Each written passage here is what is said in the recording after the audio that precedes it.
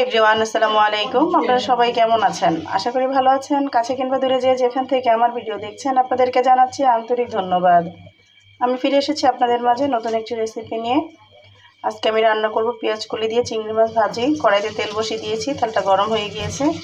এখন দিয়ে দিব পেঁয়াজ কুচি। পেঁয়াজটা ভাজা হয়ে গিয়েছে, দিয়ে দিব চিংড়ি মাছ। আগে থেকে কেটে ধুয়ে পরিষ্কার করে নিয়েছি। চিংড়ি মাছটা ভেজে নেব। চিংড়ি মাছ ভাজা হয়ে গিয়েছে, দিয়ে দিব কাঁচামরিচ ফালি। এখানে আমি শুকনো মরিচটা অল্প ইউজ করবো, এর জন্য কাঁচামরিচটা বেশি করে দিয়েছি।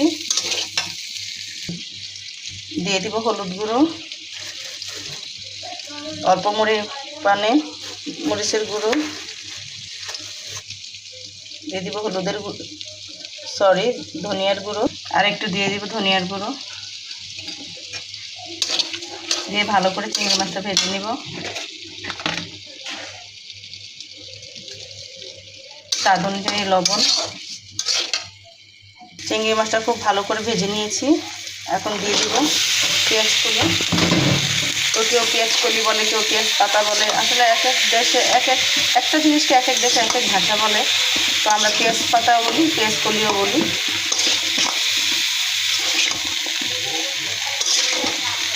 ঢেকে দিব, ভালো করে কষিয়ে নিব।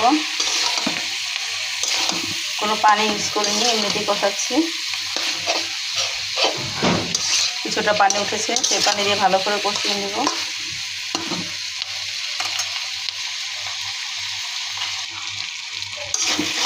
অনেকটা হয়ে গিয়েছে, এখানে কোনো পানি দিইনি।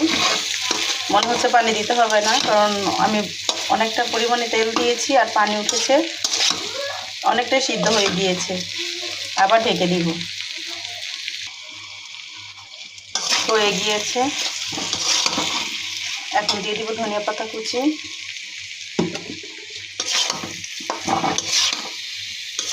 মাশাআল্লাহ, খুব সুন্দর একটা স্মেল বের হচ্ছে। লবণ চেখে দেখলাম, মাশাআল্লাহ খেতেও খুবই মজাদার হয়েছে আর খুব সুন্দর স্মেল বের হচ্ছে চিংড়ি মাছের।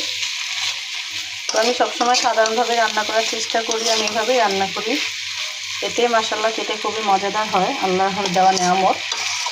ভুল হলে ক্ষমার দৃষ্টিতে দেখবেন। তো যারা খেয়েছেন জানেন কতটা মজাদার হয়। আর যারা এখন এভাবে খাননি, একবার ট্রাই করে দেখতে পারেন। হয়ে গিয়েছে, এখন আমি পরিবেশন করে নেব। দেখেন মাশাআল্লাহ কালারটা কতটা সুন্দর এসেছে। তো মাশাআল্লাহ ফাইনালি লুকটা দেখেন কতটা সুন্দর হয়েছে। চিংড়ি মাছ দিয়ে পেঁয়াজ কলি ভাজি।